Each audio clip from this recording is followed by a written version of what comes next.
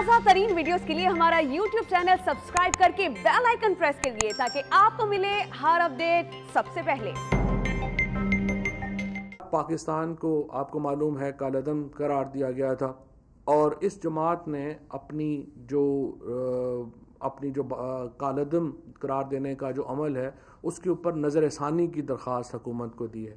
उसके लिए हमारे जो कानून है एंटी टेररिज्म एक्ट के तहत एक प्रोसेस दिया गया है जिसके ज़रिए जो एक कमेटी जो है वो तश्कील दी जाती है वजारत दाखिला की जानिब से, जो नज़रसानी की इस तरह की अपीलों को समाअत करती है और फिर अपनी रिकमेंडेशंस जो हैं वो काबीना को पेश करती है। उस कमेटी की तश्कील की आज मंजूरी दी गई है।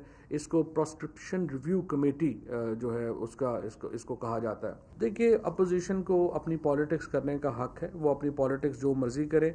आज मैं देख रहा था कि शाहिद खाकान अब्बासी साहब ने कहा है कि अगर पीपल्स पार्टी को पीडीएम में वापस लाया गया तो वो अपने ओहदे से इस्तीफ़ा दे देंगे।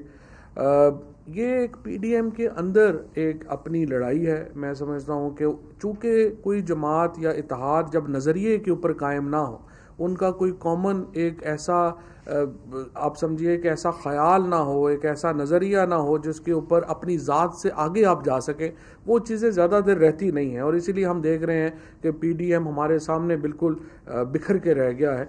और शहबाज शरीफ साहब हों या मरियम नवाज शरीफ हों या ख़ुद नवाज शरीफ साहब हों, कोई भी इस इत्तेहाद को सहारा नहीं दे पाएगा और ये मज़ीद आगे जो है वो कमज़ोर होंगे।